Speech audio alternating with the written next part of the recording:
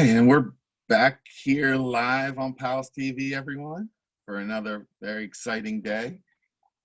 We have a great lineup in store for you, starting out with some tours in Steubenville with a fantastic community member there that has done nothing but wonderful things in that area. Then heading over to Columbus for some weird science with Phil. We always love the Professor Phil segments and what he gets into in his lab. Then heading over to Heath, doing some gaming with Gary. We have a lot of very loyal followers with that segment. Then having some fun in Columbus, playing some games, and then finishing out our day with Scott King again and our empowerment and self-defense classes. So great lineup. Can't wait for everything we have to offer you today.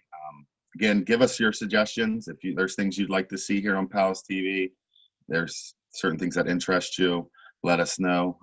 We try to always look at every possible scenario and give you everything that you're looking for. So even if it's like a Ghostbuster song here and there, we're going to try to get it in. So I also want to say one of the best parts about PALS TV is the connections we've been able to make through all of our different counties. My hope for PALS was always that we could connect in different ways. And that's why I love Kings Island and Kennywood so much, where we get different programs together.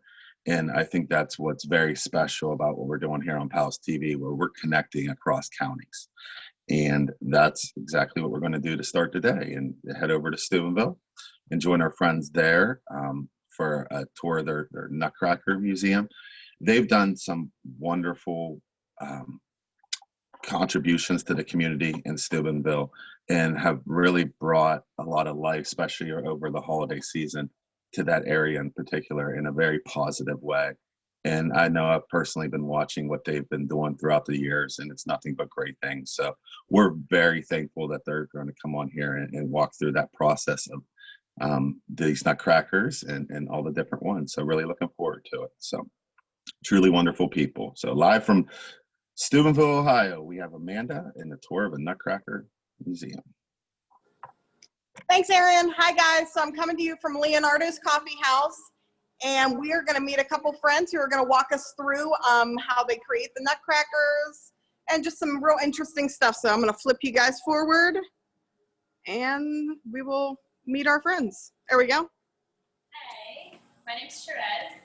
I'm Brody. And we're the Nutcracker creators, I guess, for the Steubenville Nutcracker Village.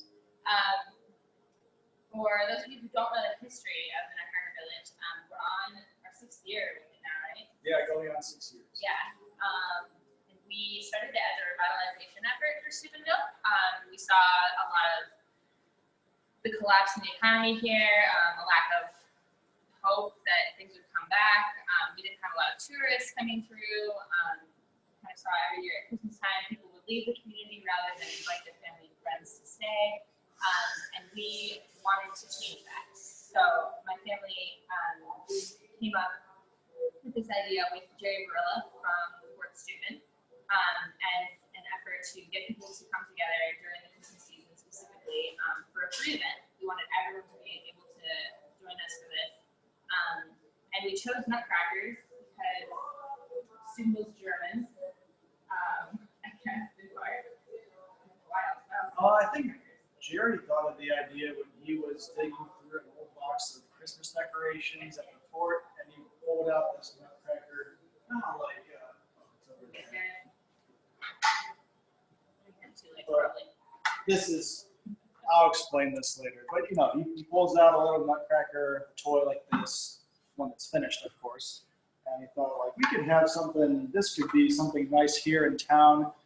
We could make this amazing attraction to draw in all these people and reinvigorate the downtown area by making large life-size. Well, it was little ones first, right? He was going to get that's right. a ton of little ones, and he was going to fill all the empty storefronts. So, like, it was January 2015, I think. We just had probably the worst Christmas parade in Steubenville history, and we just wanted to, like, fix it.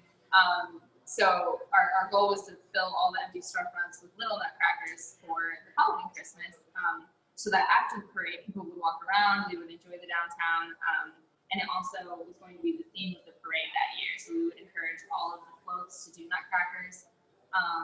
So I think originally we were only going to do 1 or 2 life-size nutcrackers. Okay. And it's just photo ops. Yeah. Yeah, we were just gonna have a couple of life-size ones to take a picture with after the parade. Nothing crazy. I think then that idea then got combined with this other idea to have a German Advent market, like an outdoor Christmas market. And so it was these two ideas. Let's have have a place where vendors can come and sell their food and goods, but then also make it unique by decorating it with nutcrackers and bigger nutcrackers. And the two became the Steubenville Nutcracker Village. Yeah, so I was handed the project by my dad. I was called his special projects coordinator, which just meant doing whatever weird things he thought of for the business. Most of the time, our main business is a religious manufacturing company, so we do a lot of friend art and mugs and holy cards and that type of thing. But we also do signs. So Nutcrackers was within the realm of possibilities, I guess. And so I was asked to kind of come up with the first Nutcracker design with my one AutoCAD semester class under my belt. I got to design the first Nutcracker. And then how are you involved with it? So I was working in the workshop with Mike and Sean. So between the three of us, we all were given this assignment. Hey, we need to figure out how to make this big picture into something three-dimensional. You need to use our equipment and tools here in the workshop and sculpt this thing out of something. And so this over here was the first one that we came up with. And we're going to try and explain the production side of things using this little guy right here. So they all start out as a block of styrofoam. It's lightweight. You wouldn't think that you could take something like this and turn it into something like this. Nutcrackers are normally made out of wood. This is not wood. Some people would say that that's deception. I like to think it's magic, that it's convincing enough to look like the real thing.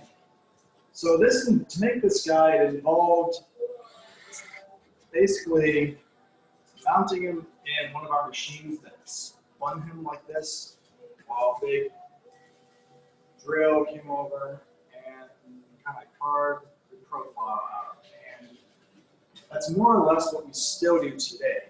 However, the exact methods kind of changed, and really what we do now. When we first made them, they were almost all the same. It was kind of cookie cutter mold. Yeah, every Nutcracker looked like this. Yeah, because that's all we thought we were going to do. And then once people had more different orders and their own unique ideas, it became more of every Nutcracker is just made more and more by hand.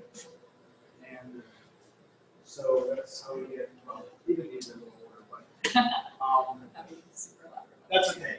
But anyways, so the Nutcracker shape, we end up with the Nutcracker torso. And where did the rest of the parts come from? yeah, so well, the torso, all this might be styrofoam. Some of the other parts, like the arms, the legs, are actually made by molding them in rubber molds. And I can show you a couple here that I got. Actually, here's a real simple one. So here's a finished foot. I mean, it's a little damaged, but the way we get to this is we start off with a master and we carve whatever piece we want to reproduce. Usually it's out of wood or styrofoam. And then we use this to make a silicone rubber mold. And you can then take this thing and put in various plastics or foams. Liquid, right? Yeah, it's in liquid form. And out comes an exact copy of what we started with. So that's how we end up with hundreds and hundreds of feet that all look the same. And we did hundreds of feet. Yes. That's a very simple shape. We can do more complex shapes too, like, for instance, an entire arm. This is a master made out of styrofoam, like the bodies are. However, we want to reproduce this in a durable plastic, something that's waterproof for the outdoors. And I don't have a mold for that, but here is another different style arm. Just kind of stick there on the side. what I do have here is a mold for the hand. And this is an old mold. We've upgraded them since, but it's a two-part mold. They fit together because we want to make something that is completely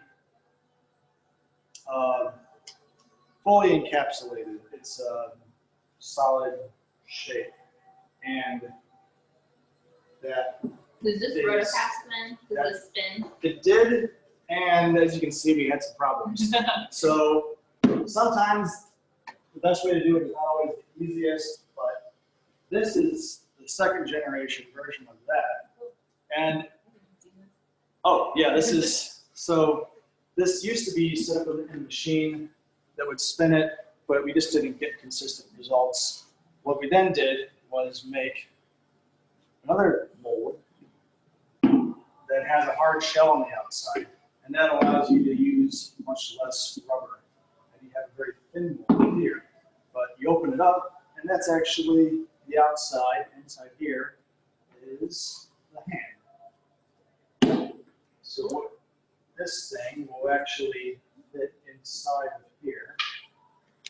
It's held together by the hard shell, and you pour your liquid in there and kind of move it around for a few minutes. And How long does it take to harden? well, it'll set up, turn solid in a few minutes, but you don't want to take it out of the mold immediately. It's still kind of soft, so you let it sit there for about 20 minutes. Okay, so you can make a lot of hands in one day. Yeah, yeah. And that's also how it made this. He's seen better days. He's a little sad right now, but he was also really in a more complex form. This is a two-part mold. This probably what do you want to do there? Seems also that one like. So we were trying to make small ones as well, and so we started with this wood nutcracker. I don't know where his legs went, but I'm sorry. And this does fit in there. This particular one, so this was 1, 2, needed a mold for his body and his legs, mold for his jaw, 2 for his feet, and 2 for his hands. So it was a lot of different parts. And then you end up with a plastic copy of it that you can make in a fraction of the time that it would take you to turn by hand a solid wood one, and a fraction of the cost. So that's just another example the way we use molds to mass produce some of these items.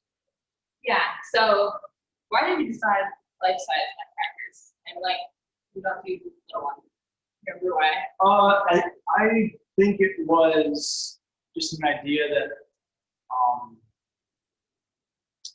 once it occurred to us, it just stuck with us. The idea sort of came with wanting to have something that we can display outdoors on the street that people can kind of walk up with, interact with, get their picture taken with. It's something you kind of see with other towns. They might have other sort of outdoor sculptures that are all painted in unique, fun, colorful ways that you might have a different sculpture for different businesses or organizations. Sometimes you see cows. That was the example that kept getting brought up. There's, oh yeah, other cities have cows that are painted with different fun ways. And so, well, we want to do something for Christmas, and there's this nutcracker idea. Let's just make big nutcrackers. Yeah, big like state. And that we have 200 now. Almost 200. 200. Yeah. And we'll definitely. Yeah. Yeah, so I guess I do most of the work with the sponsors. So every nutcracker, originally we wanted different groups to paint their own nutcrackers. As a community effort, we were going to make the very basic blank nutcrackers in this shape and give them over to schools or clubs to design and paint to make it look like their own. And so we had, in October of 2015, I think we had made 37 bodies that all looked like this. And we not painted any of them, and we had planned on opening the village in December. We didn't tell anyone the plan because we were kind of embarrassed. Like, we put a bunch of nutcrackers out, we went to the and stuff in the Ohio Valley. So we did 37 blank nutcrackers, and we did an open house at our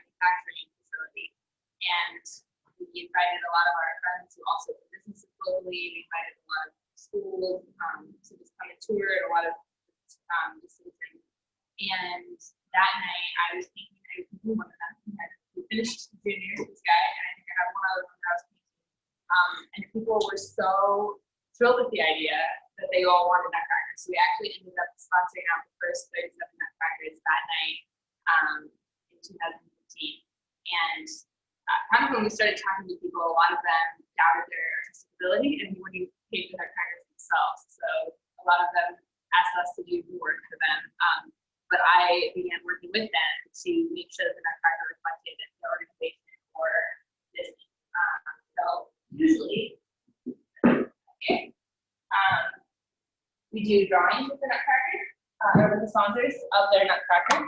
So sometimes they'll give us a photograph first of what they want. Like this one, they wanted a little Ukrainian dancer, or a Russian dancer, Czech dancer. Serbian. And so they gave us a photograph, and then they gave us their drawing of the Nutcracker. And we kind of have to work together. So they said they want her to be 6 feet tall, which is a lot taller than our normal girls. So that's custom already. They wanted her to have traditional shoes. They gave us leather traditional shoes for this to use for the Nutcracker. Some of the other ones we did, they'll just describe it. They'll say, this was for a florist shop, and they just said, we want it to be flowery and have our 2 colors, burgundy and gold. So we did a drawing of that, or Rosie the Riveter, who's in the typical historic character there. And kind of you can see from this that it's very different from the original form. So that's kind of where Brody comes in, and we have to tell him, bend all the arms the weird way, make these makeshift parts. And originally we kind of thought it would be easier to use human things. They're 6 feet tall. You should be able to put a human shirt on it. You should be able to give it a real sword. But their dimensions are about twice as wide as the normal human who's 6 feet tall. They have very large heads. They're very big heads, yeah. And their shoulders is nothing like that. So we actually end up completely reproducing a lot of the parts that the Nutcrackers come with. So we have maybe like a photographer, and instead of giving him a real camera, Brody will make a replica phone camera. And that's also to make sure that they're waterproof. A lot of the parts that people want on their Nutcrackers will not survive the elements for a month and a half. So we've done some very intense replicas. The last year we started the Steubenville Nutcracker Field. So I actually had 10 to 15 artists come together every week. Most of them were high school or college students, and they basically signed up to be the free labor for the Nutcrackers. We're already free labor. We got more free labor. And so I worked with them and taught them all how to draw the Nutcrackers. We did all the drawings for the sponsors, and then we give the drawings to Brody and say, carve this, Brody, make it happen. And he'll give us back a blank Nutcracker, kind of looking much like this. Doesn't have too much to make it look different from any other Nutcracker yet. And so at that point, actually, we talked about plastic on them. Is there styrofoam? Yeah, I mean the coating? Yeah. Yeah, so styrofoam is too soft to, withstand the elements. And you can't use it, it looks bad. So this isn't, before they're finished, we coat them with fiberglass and sand them. That's kind of where you get the illusion that they're made out of wood then. Yeah. It's very hard shell. You can't tell that it's. Yeah, I always thought they were wood. So we blank one, and we start with spray paint. We'll just tape off parts of the Nutcracker and spray paint. That does limit the amount of colors that we can offer people sometimes. Because they're going to 2 shades of green that comes spray paint. It's hard to match the colors.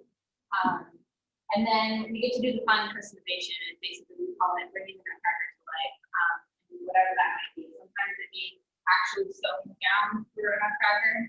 There was one, like I said, they're not normal human dimensions, so we use 3 wedding dresses to make one dress for one of the Nutcrackers.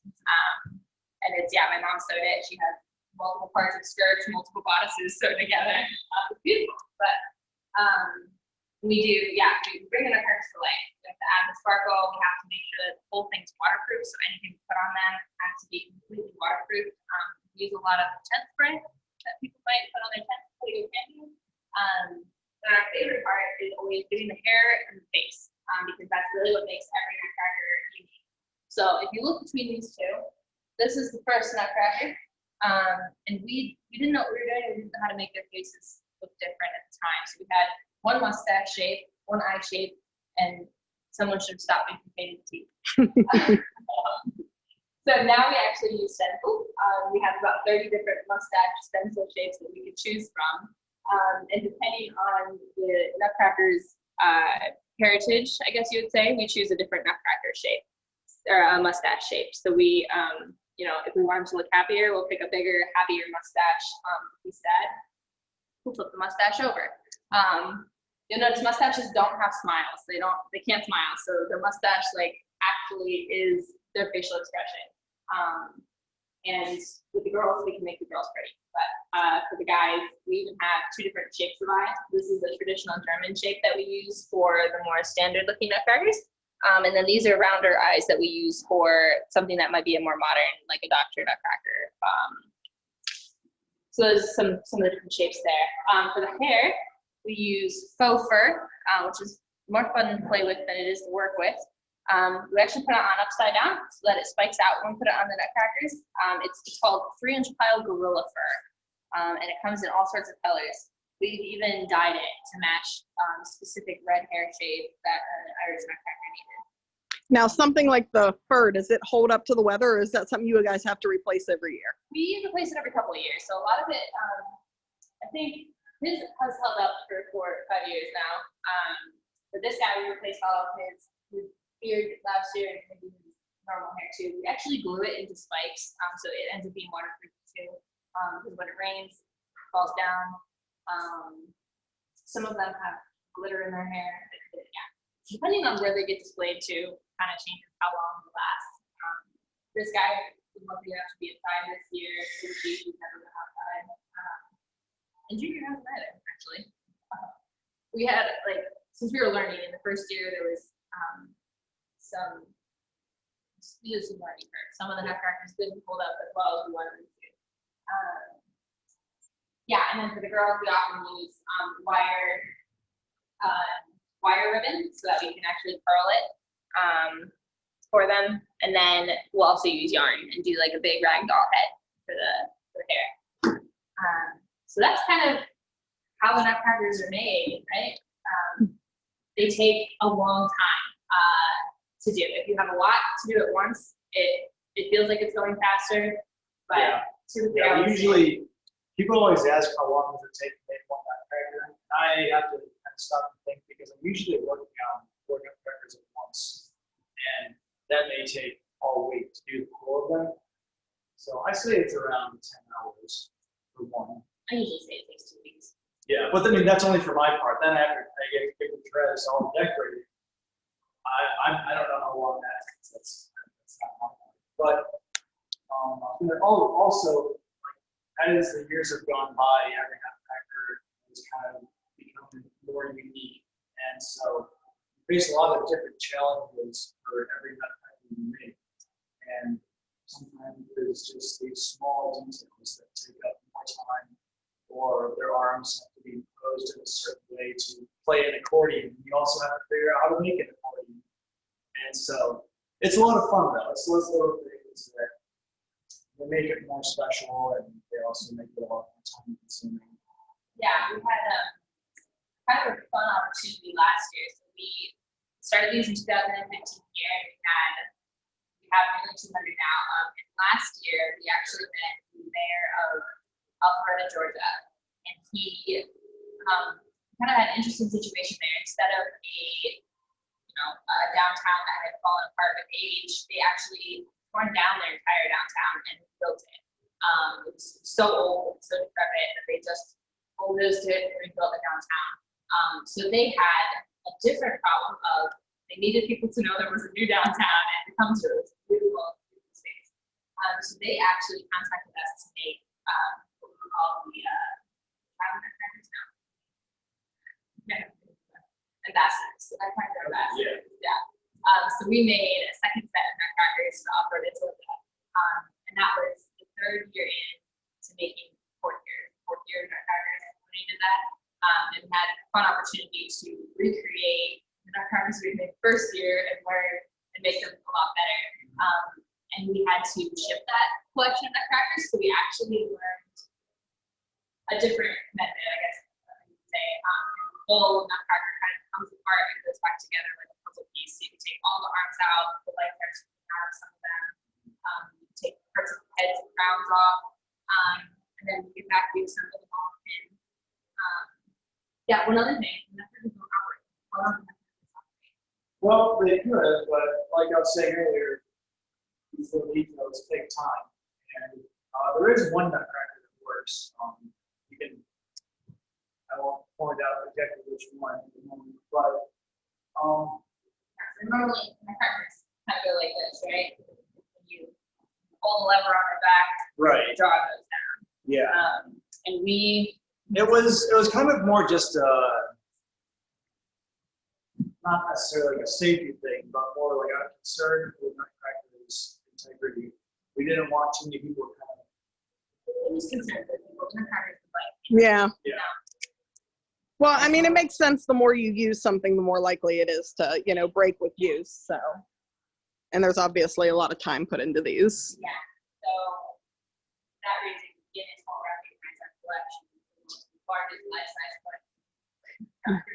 How many Nutcrackers do you guys have total? I know you said you started with a small amount to begin with. We did 37. Next year we brought it up to 75. We made some. Hitting brought it up to 100. Yeah. And then we made 50, so 150. Yeah. We're somewhere around 180 and 190. Yeah, and if you include the ones that we sent to Alpharetta, we have over 200 now. Wow. Yeah, around the world. Yeah, a couple of other states. We have one in Minnesota. Yeah, they're around. We some at the Billboard. Oh, wow. What's the tallest Nutcracker you've ever made? Mouse King is a little over 9 feet. Oh, wow. He comes in a lot of parts. A lot of parts. Tallest one yet. How much time does it usually take once you shut down the Nutcracker Village to, you know, get them back into storage, fix any, you know, issues? Is that an all year thing until the next year pretty much, or? We'll tear down the Nutcrackers and put them in storage. Yeah, morning or an afternoon. But then it takes the rest of the year to, not all at once, but slowly make any repairs and get them back ready to go again. I think last year we spent between, I had 10 artists every week, and I think between all of us, about 800 man hours put into repair and Nutcrackers. That's why we try and improve the process each year so they don't get damaged. And it comes with its pros and cons because, like all the old ones that get damaged, they're nice and lightweight. These new ones that are coated in fiberglass are a lot stronger, but you get people thinking about how heavy they are and move 200 out.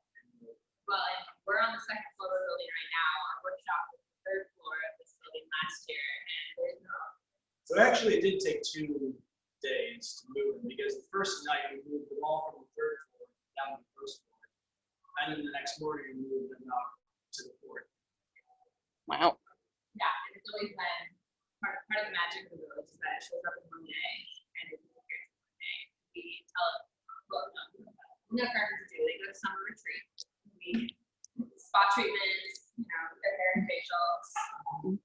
Now, are you guys moving your workshop? I know you said you're moving from there. Are you guys moving it to a different building in the city, or Yeah. something easier Yeah, access? more of a ground level location. Okay. We keep the collection in 3 or 4 different buildings most of the time, which just makes it a little difficult when you have the whole wood shop is one location and Birdie does all of the messy work, all the sanding and the assembly. And then we do all the sparkles in another building, but it's not the sort of thing that you can just set up in the corner. It's kind of Right. it takes up a lot of space. So yeah, we're actually figuring out where we're gonna do it. We don't know where our location is yet for this year. Yeah. Any questions? Does anybody have any questions? Raise your hand and I'll unmute you. Let me see. I'm going to look through and see if I see anyone with questions.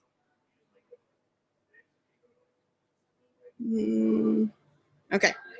I guess not. So on the way up, I saw some eggs. Now, is that something you guys do too, or Yeah. are the eggs yours as well? Yeah, the kind of inspiration for the Nutcrackers.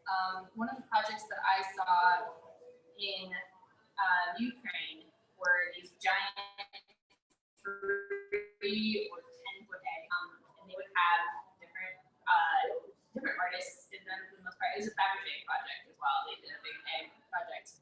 They would have different artists decorate the eggs as they stopped it, and then bring them all out, and people would walk around and check out all these cool different eggs. So we actually knew about that. We had an idea for the eggs before we started the Nutcrackers. So that inspired the Nutcrackers, and then 2 years after we did the Nutcrackers, we made the eggs. And there's, I think there's like 40 of the eggs now. Yeah. I think there's 30 or 40 of the eggs. And those ones, instead of us doing all the work, we create the egg, and then we contract or give them to different artists and have different artists do every single egg. So I hope that one. Yeah. Oh, wow. Yeah, and then we don't have any other projects in the works like this right now. No. We've talked about doing gnomes for a while, kind of That like would a be so cool. smaller version of the Nutcrackers. Because the most popular Nutcracker we have is Hermie from the Dr. Nose Reindeer, the dentist. But he's only about this tall, and so he's a total favorite with all the kids. So we talked around about doing more of that size range.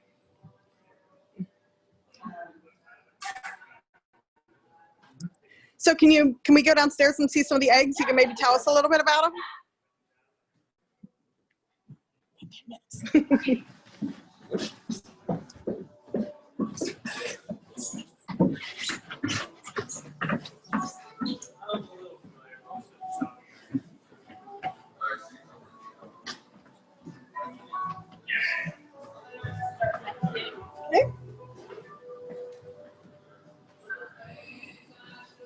These ones are all more miniature versions of eggs. And we had actually a Nutcracker artist. She painted 2 or 3 of our Nutcrackers. The dancer and the soccer player. But she's done 3 eggs now for us. So she takes more of an abstract approach. She does really cool 3-dimensional mediums for them. This little guy was painted by my baby. No, it's a baby dragon painted by my younger brother. Named Norbert, the dragon, not my brother. His name is Dominic. These ones, let's see. This one was painted by another coworker who has helped with some of the Nutcrackers. His name is Michael. He did a traditional one. This is a glowing egg. I think it's lost some of its power, but you should be able to kind of like draw on it with Oh, yeah. light. You can see it. Yeah. So that one was pretty sweet. Here.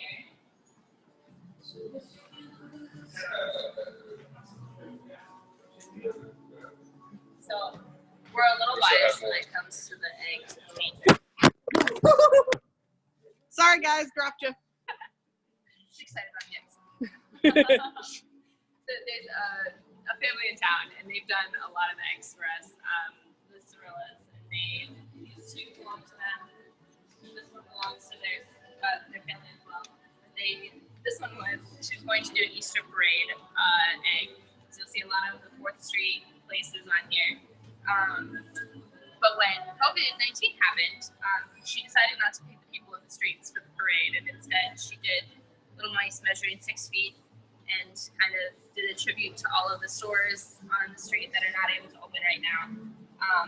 So this was. That's really cool. This one, same artist, she did that one. She celebrated the Nutcrackers for us, and did 4 different ones. We need to put these on rotating stands.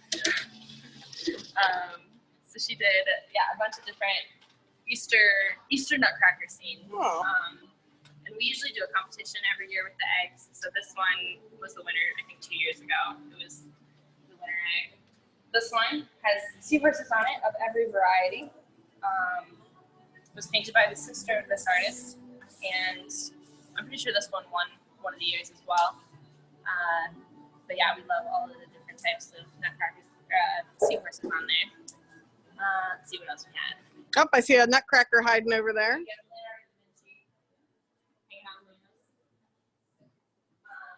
This one is the 100 Acre Woods. but the artists did it with Steubenville themes. So instead of Eeyore, we have the big red horse on the Market Street Bridge. If you've ever walked across that. And then for the map, she kind of celebrated a lot of the different places in Steubenville, like the Fort Steuben, all of our bridges, Toronto Knights, yeah, and a couple of other cities in Steubenville. So that one was pretty cool. And then this one was done by a veteran. She did like a tribute to the military with a cool three-dimensional airplane and a flag. It was pretty sweet having just been Memorial Day. We have another Nutcracker here. Oh.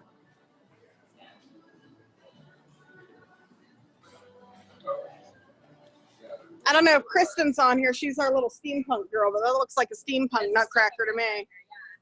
This is Uncle Drosselmeyer. And if any of you watched the Disney Nutcracker movie, where Uncle Drosselmeyer created the first Nutcracker and gave it to Clara, and so we recreated him. This is the first year we did him in our Nutcracker store. We're redoing it right now, but it's called Drosselmeyer's in recognition of his part. Oh, wow.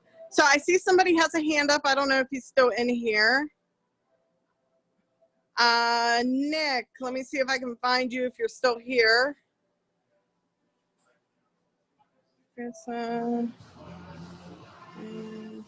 There he is. Let me see if I can unmute you here.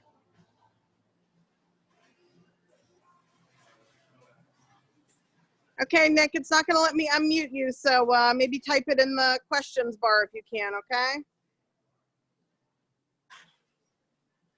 All right, well, thank you so much for spending time with us and showing us all the stuff.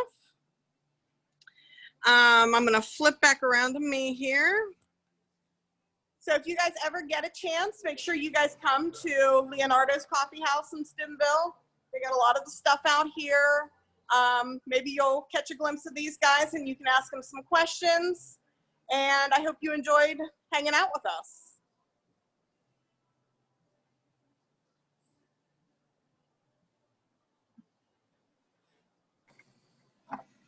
Thank you, Amanda. It's a great start to our day. Alex, I saw you had your hand up. Did you have a question before we get off? I would like that tour. I would agree. It was a fantastic tour. I'm glad you enjoyed it, Alex. Yeah. We're so grateful for them and everything they do for our community there in Steubenville. So thank you to Nelson's and Amanda for that wonderful tour. Great start to our day. And Gila, you got a question again before we get off? Hold on.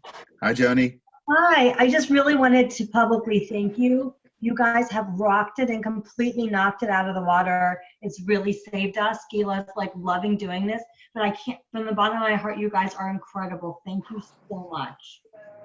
Means a lot, Joni. Thank you for saying that. I mean, we love it though. As you can see, we have fun with I know, being what we miss. I just really wanted to thank you. You guys are incredible. Absolutely incredible. Thank you. You're amazing. Thank you, Joni. Thanks. Thanks, Gila.